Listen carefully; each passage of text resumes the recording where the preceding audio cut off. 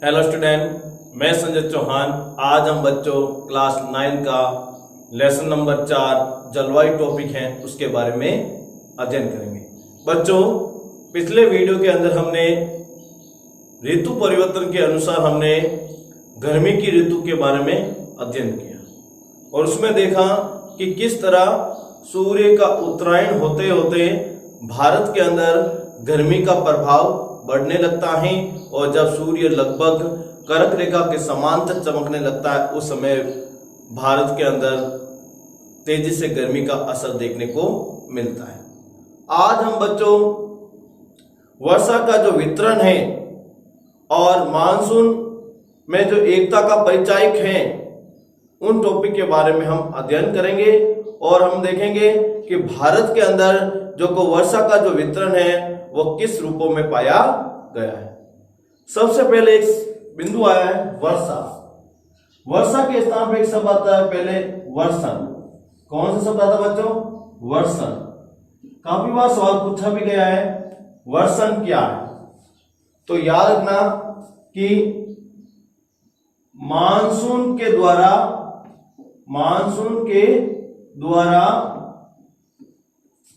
जल हिम के रूप में होने वाली वर्षण,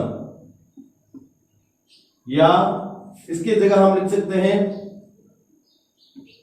वर्षा क्या होती है? वर्षण कहलाती है। मानसून के द्वारा जल हिम के रूप में होने वाली वर्षा वर्षण कहलाती है। फिर वर्षण 3 रूपों में पढ़ते हैं। पहला हिमपात, दूसरा कर्कापात, तीसरा वर्षा। जब बच्चों वर्षा हिमपात का मतलब होता है बर्फ की तुल्ले या बर्फ के अंश या बर्फ के रवे, कुछ भी लिख सकते हैं। जब वर्षा बर्फ के रवे के रूप में होती है तो उसे हिमपात कहते हैं।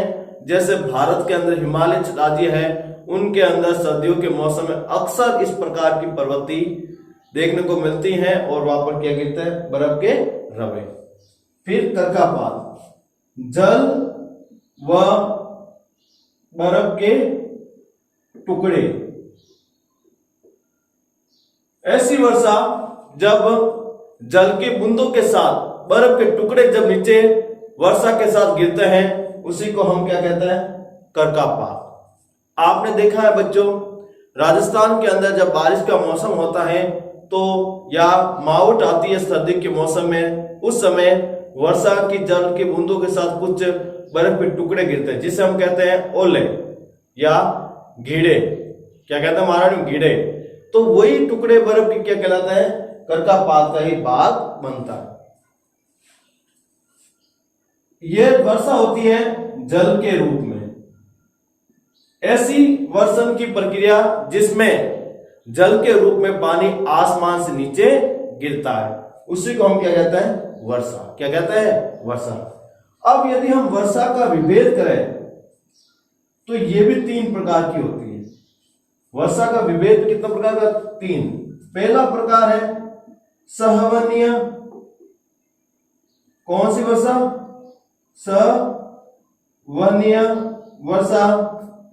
दूसरी पर्वतीय वर्षा। तीसरी हमारी चक्रवाती वर्षा।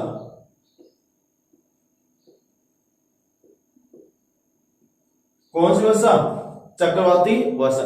ऐसी वर्षा जो किसी क्षेत्र में तेजी से या लगातार बारिश होती है उसे हम सहवनीय वर्षा कहते हैं।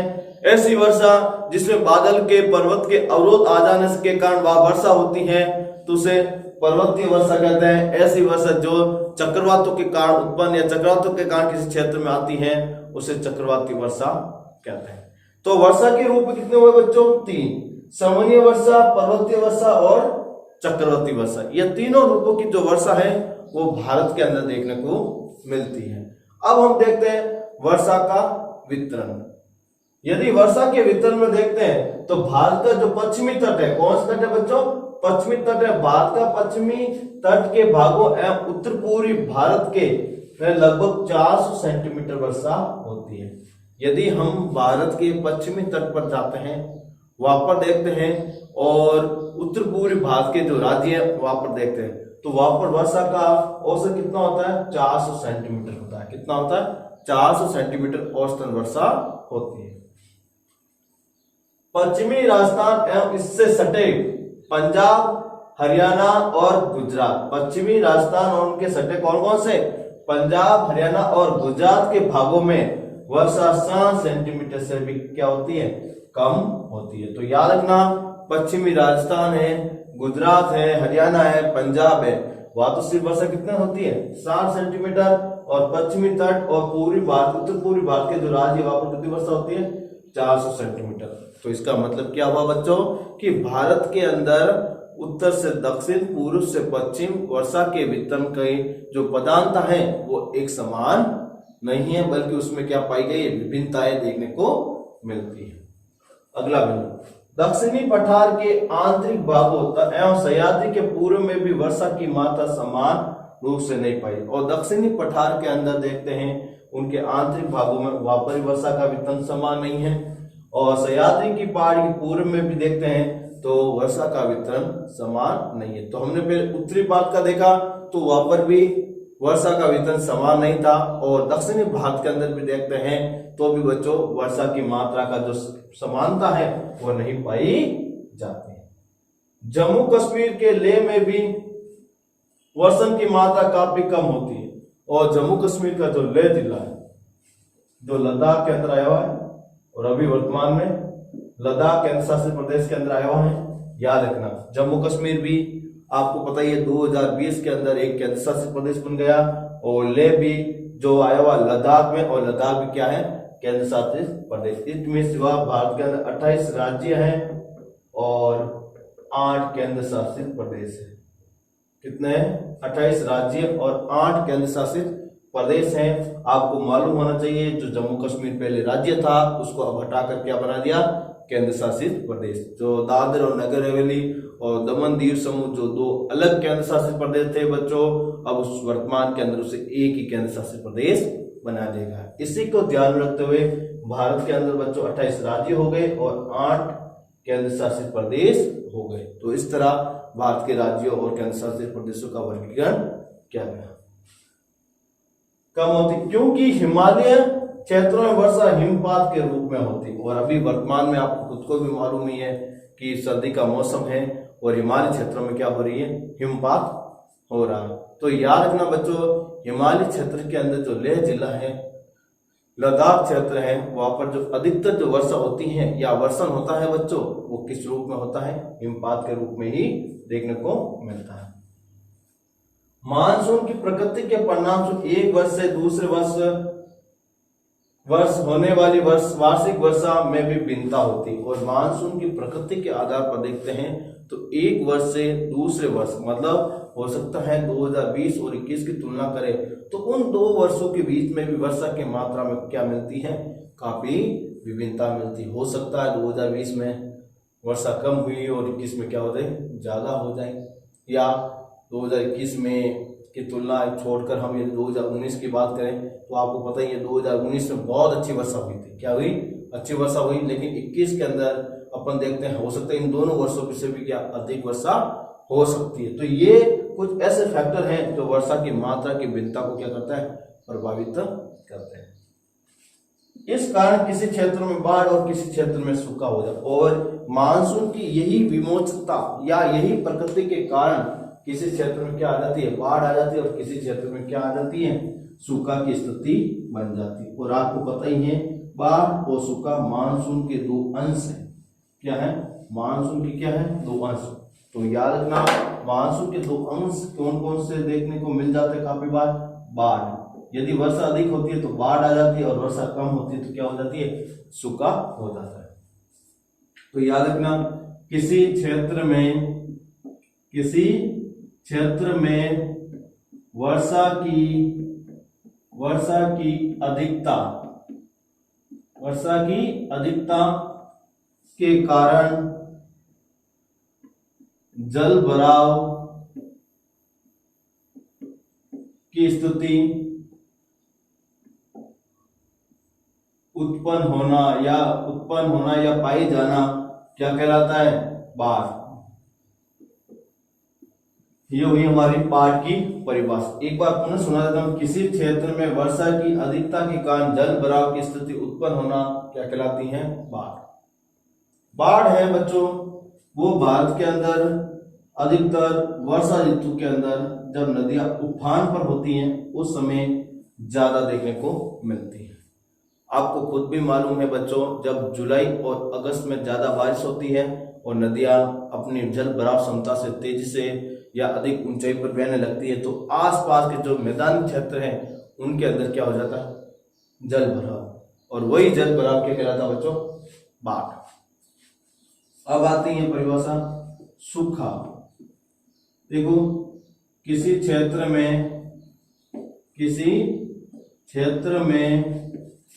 वर्षा की कमी के कारण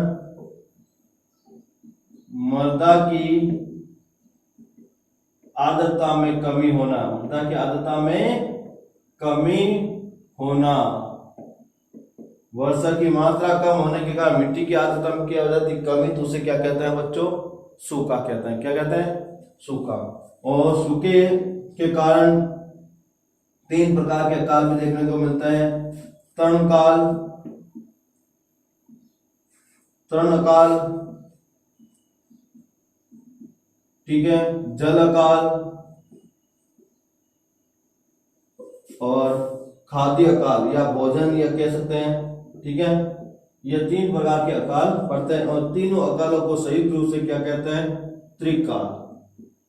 क्या कहते हैं बच्चों? त्रिकाल। तरण काल के अंदर बच्चों चारे की कमी हो जाती है, जल अकाल के अंदर जल की कमी हो जाती है, खाद्य अकाल के अंदर आपको पता ही है भोजन के जो तत्व हैं उनकी कमी हो जाती है। तो ये है हमारे सूखा के दौरान उत्पन्न होने वाले काल। अब हम अगला बिंदु देखते हैं, मानसून एकता का परिचायक। मानसून किस तरह भारत के लोगों के अंदर एकता प्रदान करता है, मानसून किस तरह भौगोलिक वातावरण के साथ अपनी एकता बनाए रखता है, उन सब के बारे में हम देखते हैं। हिमालय अत्यंत ठंडी पवनों से भारतीय उपमहाद्वीप की रक्षा करता है और हिमालय है वो बहुत ही क्या होता है?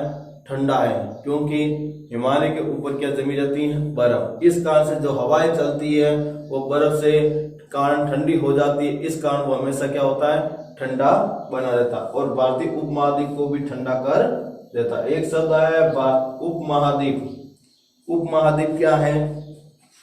भारत को उपमहाद्वीप क्यों कहा जाता है? इन सब के बारे में भी आपको समझाते हैं। आपको मालूम होना चाहिए, आपने पढ़ा भी है बच्चों का छोटी क्लासों के अंदर, द्वीप क्या है, प्रायद्वीप क्या है, उपमहाद्वीप क्या है। तो अपन उपमहाद्वीप पुनः देखते हैं कि होता क्या है। उप महाद्वीप, देखो बच्चों उप का मतलब होता है किसी चीज जो पहले से है उससे नीचे वाली, ठीक है, उप का अर्थ। तो याद रखना उप महाद्वीप किसे कहते हैं? तो याद रखना ऐसा भूभाग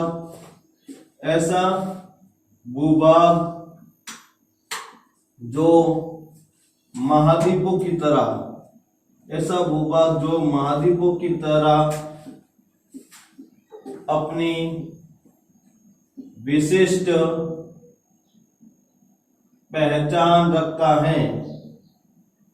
ऐसा भूभाग जो महाद्वीपों की तरह अपनी विशिष्ट पहचान रखता है उसे क्या कहा जाता है बच्चों? उपमहाद्वीप कहते हैं। और भारत को भी क्या कहा जाता है? उपमहाद्वीप। क्यों कहा जाता है? क्योंकि भारत भी महाद्वीप की तरह अपनी विशिष्ट पहचान रखता है। जैसे एग्जाम्पल के रूप में उत्तर में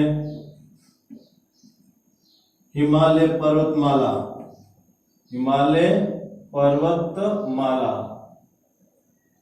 दक्षिण में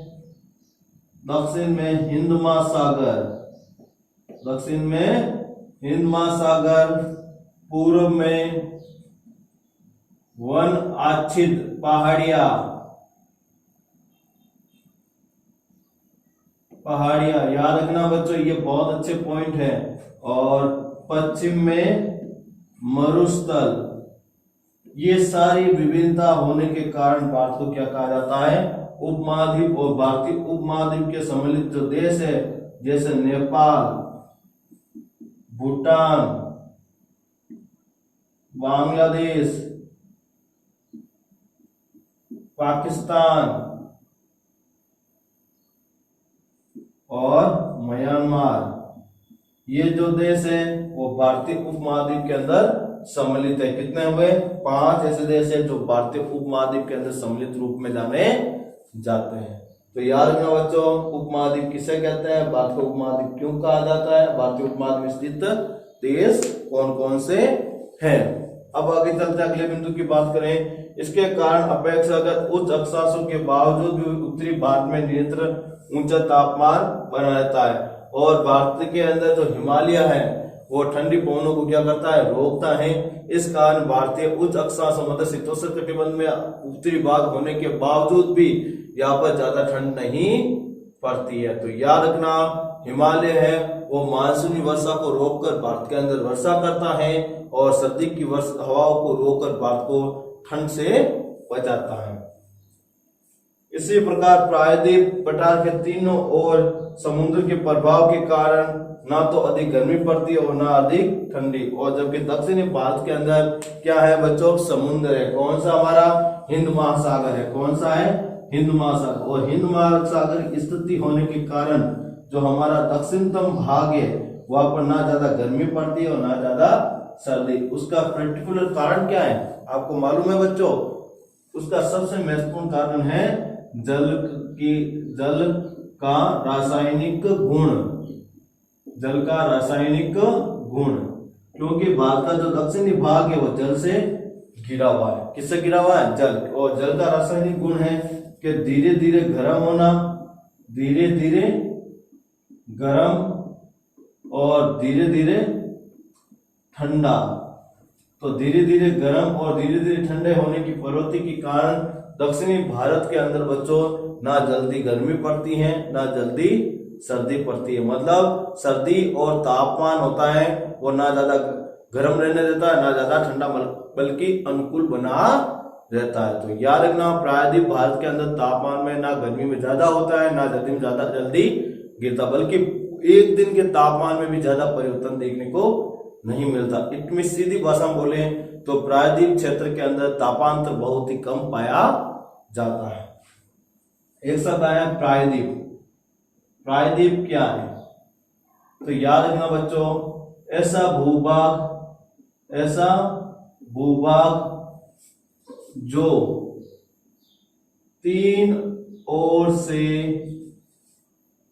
जल से घिरा हो, जल से घिरा हो। और आपको मालूम चाहिए, याद होना चाहिए, विश्व का सबसे बड़ा जो प्रायद्वीप है वो है अरब प्रायद्वीप। कौन सा है बच्चों, अरब प्रायद्वीप है जो विश्व का सबसे बड़ा है। याद रखना, विश्व का सबसे बड़ा है। और जबकि भारत जो प्रायद्वीप है वो भी 3 ओर से जल से घिरा हुआ है। यहाँ पर अरब सागर, नीचे हिंद महासागर और साइड के अंदर जो यहाँ पर पूर्व साइड है यहाँ पर बंगाल की खाड़ी। ये 3 क्षेत्र से जल से घिरा होने के कारण भारत को क्या कहा जाता है, प्रायद्वीप कहा जाता है। दक्षिणी भारत में समकारी प्रभाव के कारण तापमान की दशा में बहुत कम अंतर होता है। और दक्षिणी भारत के अंदर जल के कारण वहां पर क्या पाया जाता है बच्चों, समकारी प्रभाव पाया जाता है। और समकारी प्रभाव के कारण वहां पर बच्चों ज्यादा तापमान देखने को नहीं मिलता है। मतलब ये हुआ कि दक्षिणी भारत में जलीय क्षेत्र होने के कारण ना दैनिक जो तापांतर है वो ज्यादा परिवर्तन नहीं होता, इसलिए वहां पर गर्मी और सर्दी का ज्यादा प्रभाव देखने को नहीं मिलता है। अब हम लेते हैं बच्चों अगला बिंदु, पवन की दिशाओं का ऋतु के अनुसार परिवर्तन तथा उससे संबंधित ऋतु के अनुसार परिवर्तन। देखो पवन होती है उसके अनुसार क्या होता है, ऋतु में परिवर्तन, और ऋतु के अनुसार क्या होती है, पवनों में परिवर्तन। तथा उससे संबंधित ऋतु की दिशाएं और ऋतु के चक्रों का लय प्रदान करती है। और ये पवन है और ऋतुएं आपस में एक चक्कर बनाती हैं और उस चक्कर को बनाए रखने के लिए एक लय प्रदान करती है। तो याद रखना बच्चों, पवनें होती है वो ऋतु के अनुसार चलती है और ऋतु होती है वो पवन के अनुसार परिवर्तन होती है। तो आपने देखा होगा दक्षिण पश्चिम मानसून होता है, उस समय हमारी पवनें दक्षिण पश्चिम की तरफ चलती हैं, उत्तर पूर्वी मानसून के समय उत्तर पूर्व से चलती हैं और गर्मियों के दिनों में उत्तर पश्चिम की ओर चलती है। इसका मतलब यही हुआ बच्चों कि जो पवनों की दिशा के अनुसार ऋतु में परिवर्तन होता है और ऋतु परिवर्तन होने के साथ साथ पवनों की दिशा में भी क्या होता है, परिवर्तन होता है और ये एक क्रम बना जाता है और उसी लय के अंदर ये हमेशा परिवर्तन होता रहता है। वर्षा की अनिश्चितता है तथा उसका असमान वितरण मानसून का एक विशिष्ट लक्षण है। और आपको मालूम होना चाहिए वर्षा का जो क्या है, अनिश्चितता है। कभी वर्षा अधिक हो जाती, कभी कम हो जाती, कभी जल्दी हो जाती, कभी लेट होती है। इस कारण वर्षा के अंदर हमेशा क्या बन जाती है, अनिश्चितताएं, मतलब कभी कुछ भी हो सकता है। उसका असमान वितरण मानसून का एक विशिष्ट लक्षण है। और कभी कभी असमान वितरण मतलब जहां पर पहले ज्यादा वर्षा होती थी वो हो सकता है फ्यूचर के अंदर वो कम वर्षा हो जाए, यही असमान वितरण है। और मानसून की अनिश्चितता है वो एक मानसून के प्रमुख लक्षणों में से एक माना जाता है। अब अपन नेक्स्ट बिंदु को लेते हैं, भारतीय भूदृश्य, उसके जीव तथा वनस्पति, इसका कृषि चक्कर, मानव जीवन तथा इनके इतिहास, उत्सव और सभी इसी मानसून लय के चारों ओर घूम रहे होते हैं। देखो भारत के अंदर पाए जाने वाले भूदृश्य मतलब विभिन्न प्रकार के भू आकार, मनुष्य, वनस्पति और हमारे जो त्योहार हैं वो भी ऋतु के चारों ओर एक चक्कर के रूप में भी पाए गए हैं। तो आपको सबसे पहले शब्द आया भूदृश्य, क्या होता है? तो याद रखना, धरातल के ऊपर पाए जाने वाले विभिन्न स्थल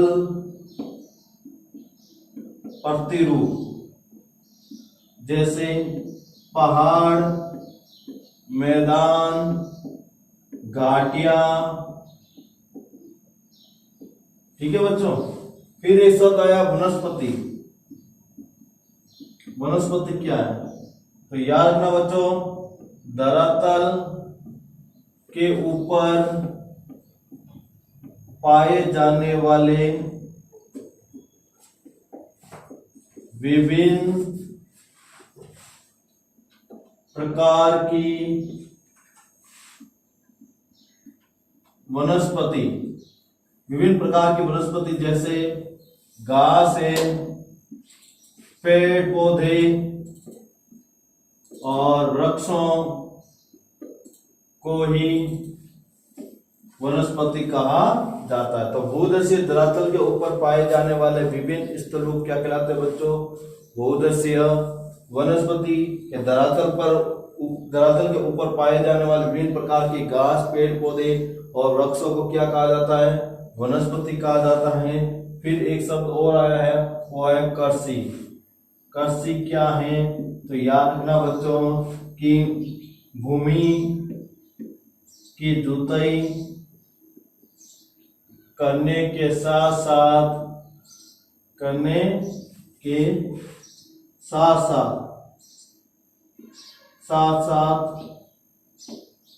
पशुपालन, मत्स्य पालन व कुक्कुट पालन जैसी क्रियाएं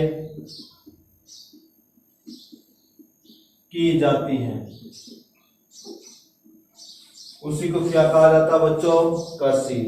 ठीक है बच्चों, तो हमारे मानव जीवन के ऊपर, वनस्पति के ऊपर, भूदृश्य के ऊपर, कृषि के ऊपर ये ऋतु का जो चक्र है वो बना रहता है और उन्हीं चक्रों के कारण हमारे त्योहार भी आते हैं। आपने देखा सर्दी का मौसम होता है तो हमारा त्योहार होली के आती है, गर्मी के मौसम में और कोई त्योहार आता है, वसंत काल में और कोई आता है, वर्षा ऋतु में और कोई त्योहार। मतलब अपन देखते हैं तो अलग अलग मौसमों के अंदर अलग अलग प्रकार के त्योहार भी आते हैं जो ऋतु के अनुसार परिवर्तन होते रहते हैं। अगला बिंदु, उत्तर से दक्षिण पूर्व से पश्चिम तक संपूर्ण भारतवासी प्रतिवर्ष मानसून के आगमन की प्रतीक्षा करते हैं। और उत्तर से दक्षिण देखो, पूर्व से पश्चिम देखो, प्रतिवर्ष जो मानसून का आगमन होता है जिसे हम वर्षा ऋतु के रूप में जानते हैं, उसकी हम क्या करते हैं, प्रतीक्षा करते रहते हैं कि कब मानसून आएगा, कब हम कृषि करेंगे, कब हम पशुपालन की प्रक्रिया को परिवर्तन करेंगे। ये मतलब देखते हैं क्योंकि मानसून के साथ विभिन्न प्रकार की खुशियां भी साथ लेकर आता है, इसलिए इसकी प्रतीक्षा लोग करते हैं। ये मानसूनी पवने हमें जल प्रदान कर कृषि के लिए प्रक्रिया के तेजी लाती, और ये मानसूनी पवने हमें क्या देती हैं, जल देती है, जिसके कारण हम कौन सी क्रिया कर पाते हैं, कृषि क्रिया, और हमें कृषि को तेजी में लाने में भी सहायता करती है। संपूर्ण देश को एक सूत्र में बांधे, और उस समय पूरे भारत के अंदर कृषि क्रियाएं की जाती, इसलिए एक सूत्र के अंदर बांध कर रखती है। जिस प्रकार एक माला होती है बच्चों, उसके अंदर जो बहुत सारे मोती होते हैं उनको एक सूत्र में बांधने का काम कौन करता है, धागा करता है। क्या करता है, धागा करता है। उसी प्रकार भारत के लोगों को एक सूत्र में बांधने का काम यहाँ पर कौन कर रहा है, हमारा मानसून कर रहा है। कौन कर रहा है, मानसून। नदी घाटी जो इन जलों एवं समूह को लाती हैं उन्हें भी एक नदी घाटी इकाई का नाम दिया, और नदी घाटी जो इन जलों को बहाकर एक स्थान से दूसरे स्थान पर लाती हैं उसी को हम जल का सहवन प्रक्रिया के नाम से जोड़ते हैं। तो आपने बच्चों देखा कि जलवायु जो टॉपिक है उसके अंदर आपने जलवायु क्या है, जलवायु को प्रभावित करने वाले कारक कौन कौन से हैं, फिर ऋतु चक्र पढ़ा आपने, ऋतु कैसे बनती हैं, ऋतु चक्र किस तरह पाया जाता है, उसका जाल कैसे होता है, और भारतीय ऋतु को कितने भागों में बांटा गया है। फिर हमने मानसून का जो आगमन है उनके बारे में डायग्राम के माध्यम से अध्ययन किया, और उसमें हमने प्रत्येक बिंदु का विश्लेषण भी किया। फिर हमने मानसून की वापसी थी उसके बारे में जाना कि मानसून सितंबर के फर्स्ट वीक से लौटना प्रारंभ होता है, और लगभग 15 दिसंबर के करीब से भारत के द्वीपों सहित लगभग मानसून लौट चुका होता है। और हमारे भारत के अंदर जो तमिलनाडु राज्य है बच्चों, वहाँ पर सर्दियों के अंदर क्या होती हैं, बारिश होती है। फिर हमने देखा कि जब भूमध्य रेखा मार्च से शुरू होता है, सूर्य भूमध्य रेखा से, और जून तक 21 जून तक जब सूर्य कर्क रेखा पर सीधा चमकने लगता है, उससे पहले जैसे जैसे सूर्य कर्क रेखा के समीप उत्तरायणी स्थिति में आता है वैसे वैसे भारत के अंदर कौन सी ऋतु में वृद्धि होती है बच्चों, गर्मी की ऋतु होती है। और उस समय हमने गर्मी ऋतु के बारे में प्रत्येक बिंदु का विश्लेषण के साथ अध्ययन किया।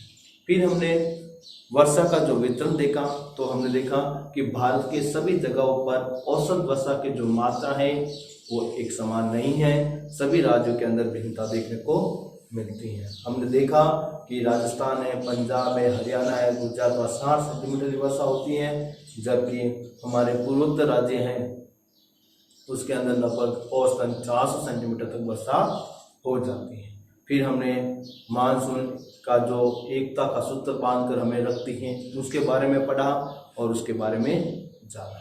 तो इस तरह बच्चों आज हमारा जो जलवायु टॉपिक है वो पूरा होता है, और उसके बाद हम जो हमारा आरबीसी मतलब राजस्थान बोर्ड के द्वारा निर्धारित किए गए जो टॉपिक्स के अनुसार हम अगला लेसन लेंगे, और उसके बारे में हम विस्तार के साथ जो अध्ययन है वो कल करेंगे।